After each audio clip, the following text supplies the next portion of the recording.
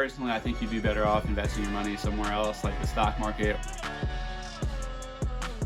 What's going on YouTube? Taylor Prentice back here with another video, and this video is going to be on if I think producers should buy collabs or not, and the simple answer is if it makes sense. But let's dive deeper into it. In the past, I've actually bought a couple of collabs and they never really panned out for me, but looking back on it, I probably could have made better decisions on who I bought collabs with, or just spending that money in different ways. So personally, I really don't think collabs are worth it a majority of the time. I've bought collabs from people I obviously really wanted to work with, so it's cool to be able to say that I worked with them, but obviously it's not really like I actually work with them. It was much more of like a transaction. Like I pay them, they give me loops or whatever, and that's just kind of the end of that. Or I send loops and that's just kind of the end of that. And it's never really worked out to benefit me. There was one where I got like a cool drum kit with some unique sounds in it, but it's like, was that worth? I think I paid like $100 for the collab, so definitely not worth it.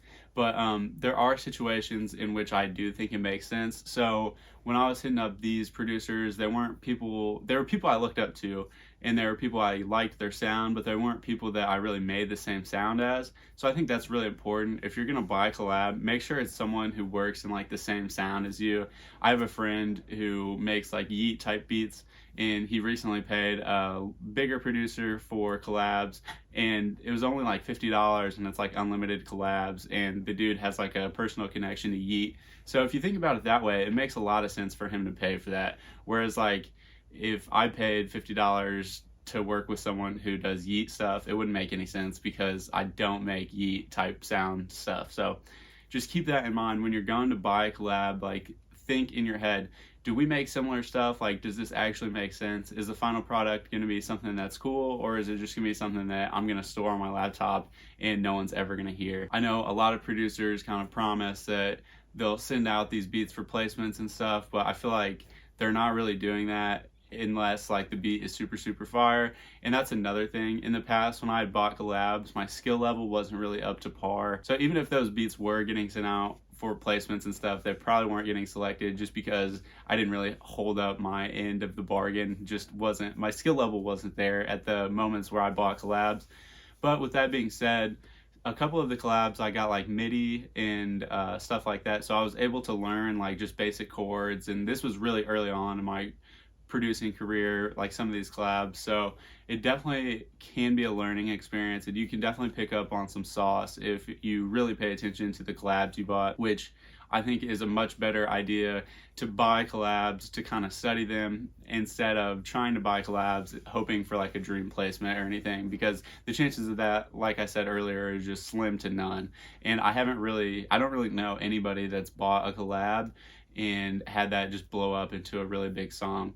There are situations, there are producers like Ant Chamberlain who seem to get a lot of online sales, and I feel like I have seen producers say that they've bought a collab with Ant and the beat has just sold a bunch of times on his BeatStars, so it was a really good return on investment. He's one of the only people that I've heard that from, and I've also heard people buy collabs with him and nothing's really came of it. And I think I've actually heard that some people never even got their collabs back. And that's another really big thing, is make sure you're trusting the producers you're buying collabs from. There's a lot of scammers out there, and there's a lot of established people that aren't afraid to just run off with your money.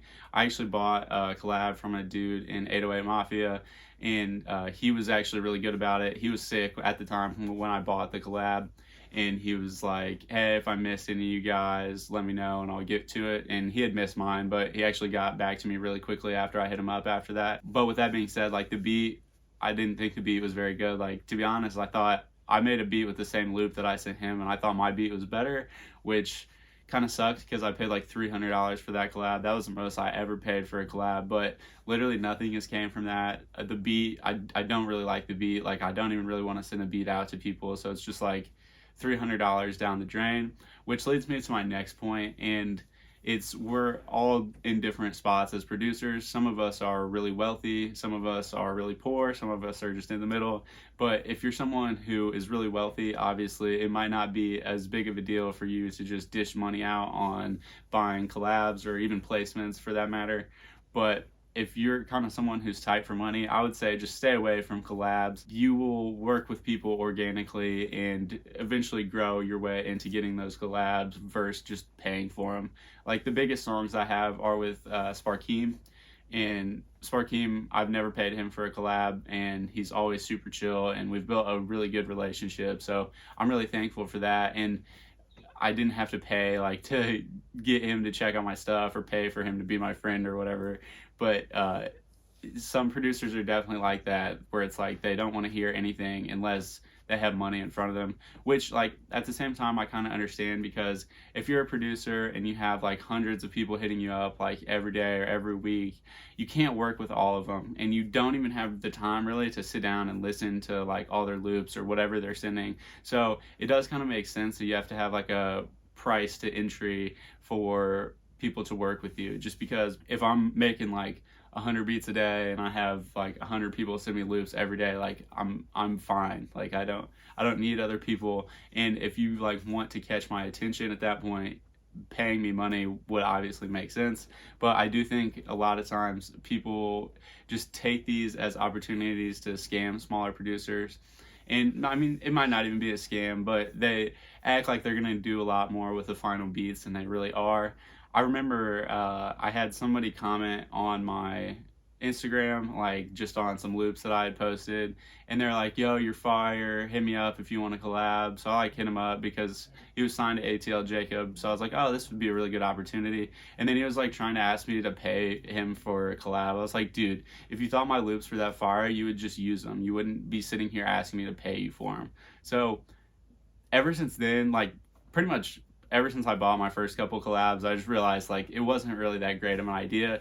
But after I had someone be like on my page listening to my stuff and then ask me to pay him, it's like, bro, if you thought my stuff was good enough, you would have just asked for my stuff. You wouldn't ask for me to send stuff and pay you $150 or whatever he was asking. But I just didn't even care. I just ignored the guy. I was like, I think I might have said something. I was like, if you really liked him, you would have just worked with me. You wouldn't be asking me to send you money. So yeah, just make sure like you respect yourself and have like a open mindset when people hit you up and ask you to pay for something.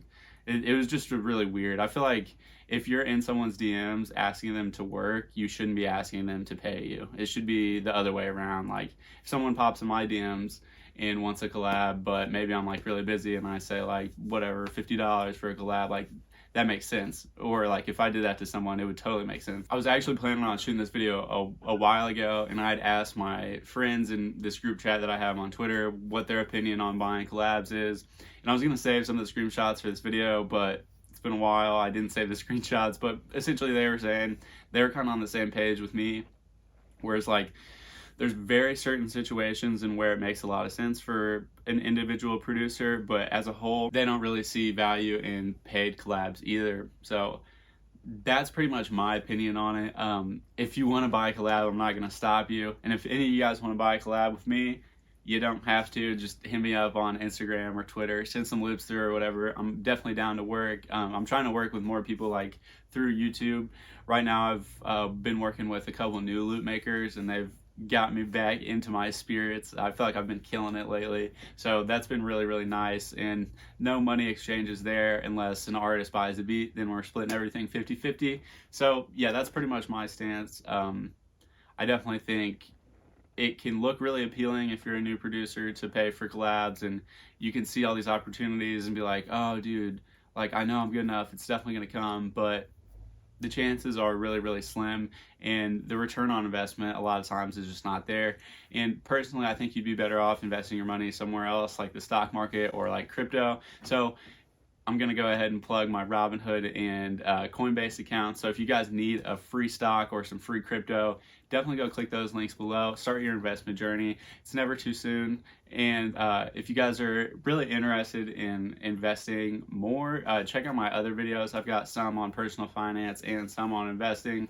I think obviously the market's done really well the past couple of days. I think it'll continue to recover pretty well. I've got some plays that I talk about on this channel, and my last one, Farfetch, has done really well since I made a video about it. So if that's something you guys are interested in, you should definitely go check out those other videos on my channel. But with that being said, thank you so much for watching, and we will catch you next time. Have a good one.